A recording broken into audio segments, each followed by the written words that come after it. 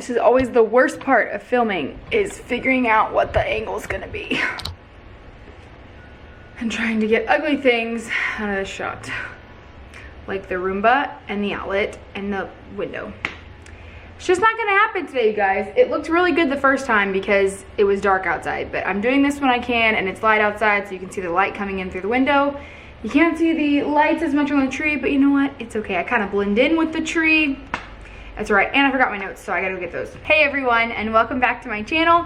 I'm super excited to be bringing you my next bump date. This is week 16 through week 18.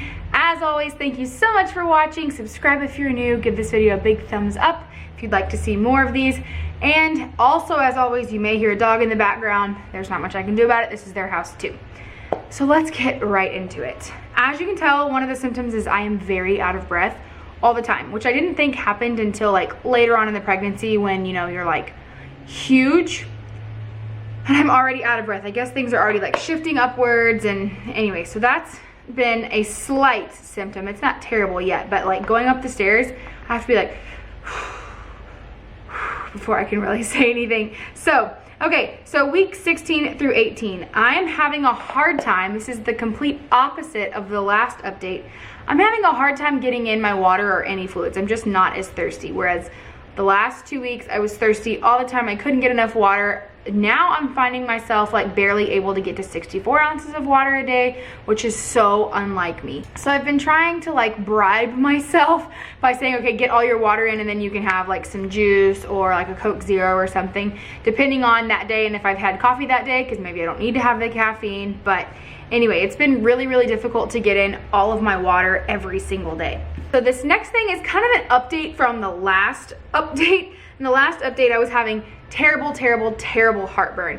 That's gotten a little bit better, thank goodness. I'm not popping Tums as much. I'm not popping Tums like they're going out of style, but I do definitely get heartburn when I don't eat. So if I don't eat something within every 2 to 3 hours, especially right after I wake up, I will get some terrible heartburn. And I have had to wake up in the middle of the night and either come downstairs and eat a snack, like seriously at 2 a.m., 3 a.m., or pop some Tums if I'm just really not feeling like walking down the stairs to get like an Optavia bar or something like that. I don't know what it is. I have to eat every 2 to 3 hours or I've got like heartburn comes up. But as long as I do that, I'm usually pretty good. Doesn't matter what I eat. I can eat something spicy. I can eat something that's, you know, technically not the healthiest and I'm still gonna be okay. Whereas before I could drink water and get heartburn. So I'm happy that that is starting to like lighten up now, because that was something that was seriously like, oh my gosh, before. So something that I don't think I talked about in the last video was my grandfather passed away a couple weeks ago. Can you read this? All right! Congratulations! Thank you! Wowee! I was wondering if you could read it. Wasn't even paying any attention. All right. So we're gonna have a baby in April. Adam's birthday. Oh no. And it was extremely hard. Not only was this the first person who was really close to me to pass away, my first grandparent to pass away. We were extremely lucky to still have 3 of them, but before that all 4 of our grandparents were still alive. I'm 25. But I was extremely close to him. He was one of my favorite people in the entire world, so that was extremely hard. And I really thought that I was going to be just a basket case as far as like emotions, because in the past, I think I talked about in the last update, I just would cry over the dumbest things. That's kind of like come down a little bit, and I don't know if it's because I have something serious to cry about now, and it's kind of silly if I even start to think about crying about something really dumb like a commercial on TV or something, because I have something to cry about. While I was in Victoria, which is my hometown, with my family right after he passed away, I felt like I did a really good job of just kind of keeping it together. But as soon as I came home, in between him passing and his service, I was a wreck. It was like anything could remind me of him, anything could make me cry because of him, because it was just such a huge blow to the family, because he made such a big impact in so many people's lives, but especially our lives. So surprisingly, I've been doing pretty well. The service was Saturday. That was extremely hard. We had to speak, all 6 of the grandchildren had to speak in the service, and it was hard for all of us. It was a really hard day. And so emotions wise, my emotions were like up and down that day. Up because it was such a beautiful service and to see all the things that he did and all the people that he touched, but also down because obviously he's gone and not with us anymore. So emotions have been they've leveled out a little bit because I feel like I'm not crying at random silly things. I'm crying because I have a reason to cry.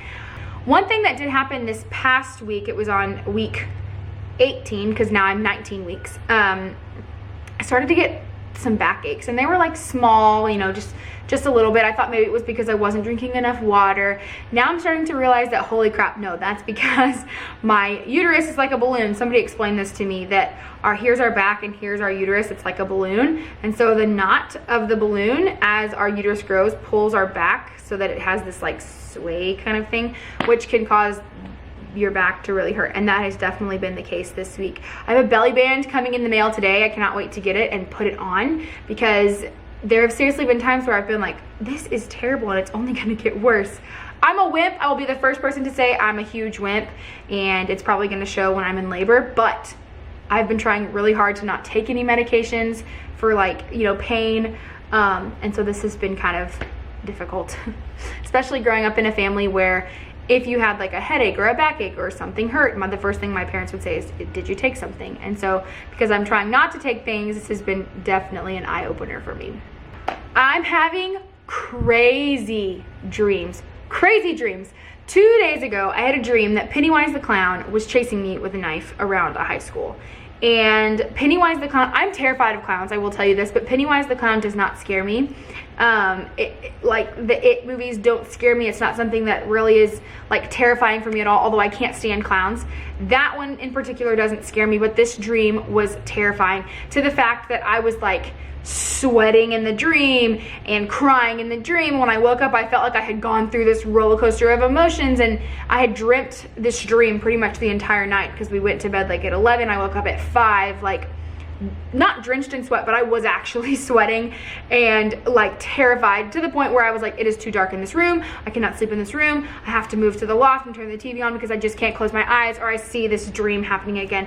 And my dreams are just very, very vivid. I had a dream the other day where I was at my parents' house, but it was our old house, the house that I grew up in. My parents moved a couple years after I went to college, and so I never grew up in the house that they currently live in. So I dream about the old house all the time. And in this dream, I was going into labor, and for some reason, Robbie stayed back for this party we were having, and my mom was the one that took me to the hospital. And I gave birth to this child. It was a little girl, and the nurse tried to tell me that I had given birth to a 19-pound child. My mom was trying to tell the nurse that it was a 5-pound child. Meanwhile, I'm just kind of there like, what's going on? My mom's holding the baby. It was a little girl with dark, dark, dark hair. I never saw her in the face. And then all of a sudden it was like flashed forward, and I was getting to see the baby for the first time. And the baby had blue eyes, dark hair, and all of its teeth. And it wasn't like baby teeth. They were, it was just so creepy. They were adult teeth, like all of its adult teeth. And so I turned to get the diaper, because I was changing a diaper, and when I looked back, the baby was no longer a girl, it was a boy. But not only that, it was 2 years old. Like, it was a big baby sitting there, you know? And then Robbie came in the door, and I turned to look at Robbie and to tell him, oh my gosh, come look at this. And when I turned back, it was a 5-year-old boy. So I'm just having crazy dreams. But I do have dreams constantly about having the baby. Most of the time the baby is a girl, but I don't know if that actually means anything. Our gender reveal party is next week. I'm so excited. I cannot wait to see what the baby is. As you know, I call this baby a he all the time, but there's a very good chance that this baby could be a girl. I mean, it's 50-50, and I don't know, I'm just excited to see what the baby is. I'll be shocked if it's a little girl. I'll be excited if it's a little girl. I'll be excited if it's a little boy, but I won't be shocked if it's a little boy, because that's how I feel. But it'll be so exciting. Of course, there will be a video about that. I'm hoping to get the video out the night of the gender reveal or the next morning, so just be watching for that.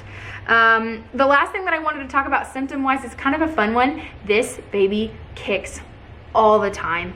I mean, it's in the morning, it's in the afternoon, it's in the evening. Definitely after I've eaten, if I'm sitting, especially if I'm sitting cross-legged, I can feel it. It's like boop, boop, boop, boop, boop, boop, boop, all the time.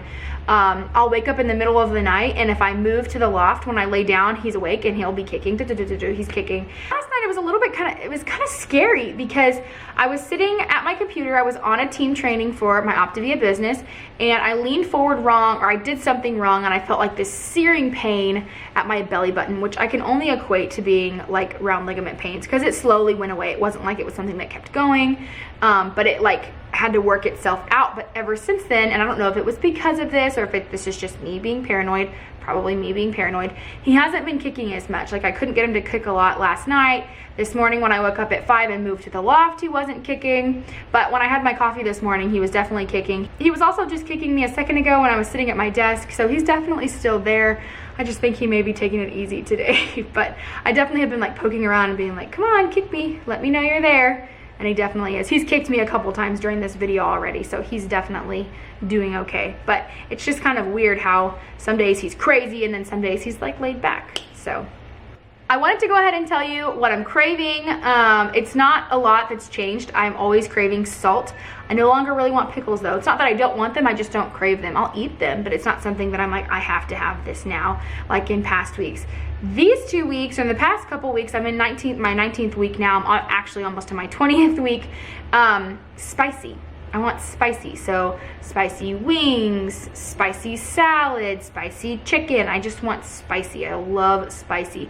And eggs. And eggs have been something that I have really been, I wouldn't say craving, but I have them every morning, and I've done that since in the first trimester. I just love eggs. So like I had 2 eggs over easy this morning, and yeah, I have eggs every single day. Yesterday morning we ran out of eggs and I was like devastated because I couldn't have my breakfast, my morning breakfast. So I think that's pretty much it when it comes to me. I wanted to tell you a little bit about the baby this week. 18 weeks, he was 6 inches long, supposed to be. I mean, this is just like an average. It's not like they can really know like, oh, Mallorie's baby is this long. But 6 inches, he is also, or was also 8.47 ounces. So he was the size of a grapefruit. Let me see if I can get it to focus, not on me. There we go.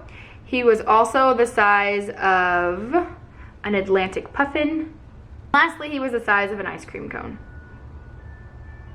So he's getting pretty big. I think it's like week 21 where they actually hit like the 1 pound mark, so I'm so excited about that. But I guess I will show you my belly now. It didn't look too silly last time, so I'll go ahead and show you my belly. This time I am wearing kind of a big oversized sweater, so it may not be as defined, but the belly is definitely there.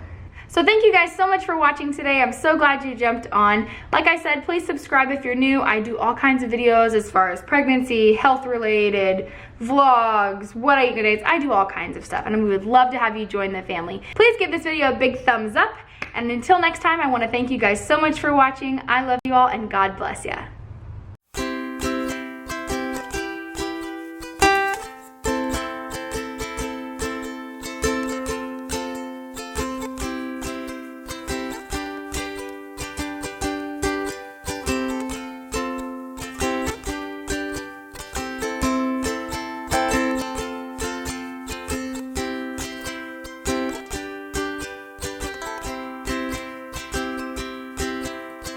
Wise men